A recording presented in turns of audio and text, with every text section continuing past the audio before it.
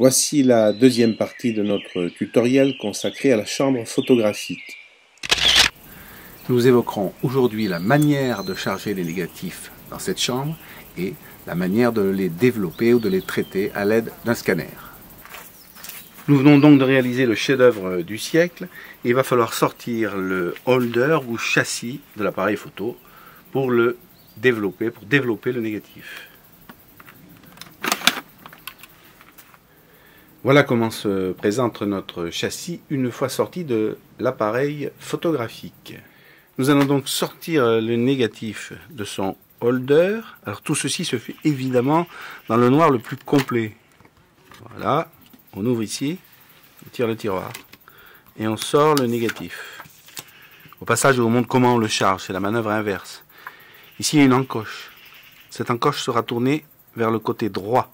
Ce sera la partie qui sera face au sujet qui sera photographié, la partie d'émulsion. Donc pour charger, on enfile ça, ça se fait dans le noir, la manœuvre n'est pas forcément très facile à faire. Voilà, je ferme et là je prends la précaution d'installer notre cache en ayant la précaution de mettre la partie blanche devant, ce qui signifie que le négatif et la partie émulsion est tournée de ce côté.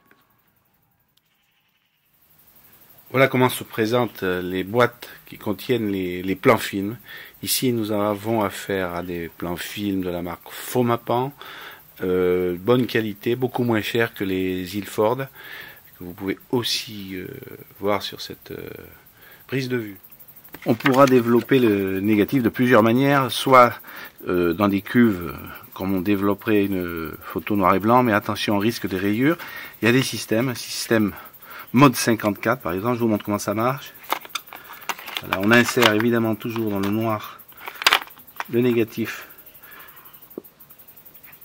dans une sorte de carter spécial et on le met dans une cuve, on referme et on développera comme on fait habituellement pour un négatif.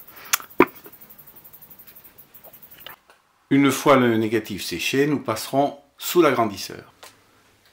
Pour le développement, il faudra être équipé d'un matériel quand même relativement spécial. Ici, j'ai un bon vieux Priox magnifique, équipé d'objectifs qui correspondent au négatif 9-12 cm.